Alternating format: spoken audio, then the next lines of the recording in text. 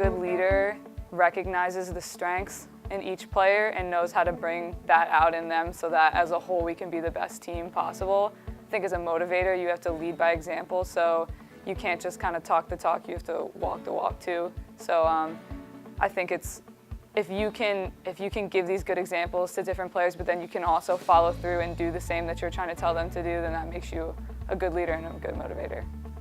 Ari is a good leader because of her work rate, because that's what she stems in the foundation that she's built her leadership style on, that she can be hard on kids and to motivate them because she's putting in the work herself. She's not demanding things from others that she's not willing to do herself. And I think that's one of the biggest qualities of a good leader and a great leader that she's becoming right now, because she's willing to go that extra mile so that way she can get more out of the players around her as well. Well, I'm very competitive, so I think that kind of pushes other people to work harder or to not take a play off, because if I'm coming at you, like, I'm not giving it 50%, I'm giving it 100%. So I think that I drive other people to give their best because I don't really let people take a break. I don't let people take a play off. So I think overall I just drive people to push to be like the best that they can be.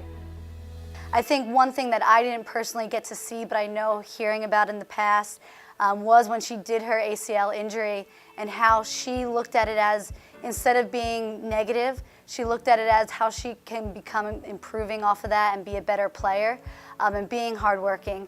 And it's great to see now she's the type of player, when you get the game taken away from you, where you can't walk, you can't even run, that now you appreciate every moment that you can step on the field. And that says a lot about her character and who she is as a person, that she appreciates and doesn't take for granted any moment that she can be with her friends, that she can learn something, or that she can step on the field too.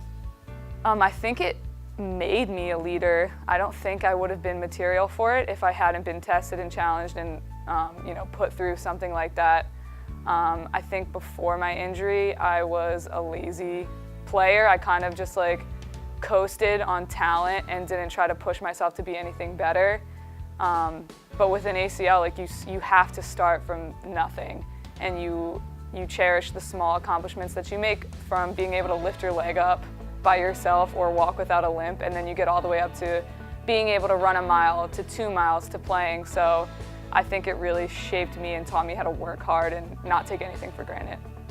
On the field, she leads by example with being one of the hardest working players in our program. So everything that she does, she just leads, and the girls follow her suit because she only knows how to put in 100%, and that's what she does with everything. Any task that she's handed, Arianna will give it all that she has, and that's even off the field too. In the classroom, having over a 3.5 GPA, she's a very high achiever, so even the hard work that she puts on the field, she does that in the classroom as well.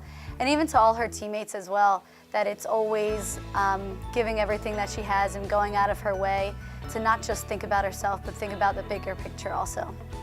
My favorite community service was actually one that we did with the team last spring. We went to, I believe it was called Camden Elementary School, and we read to the little kids, and it was just really sweet, like being able to see little kids and like having them look up to you and being able to spend time with them and kind of like, like I would always picture like them going home to their mom or dad and like talking about us and like just being able to like impact a child's life like that. It was really fun.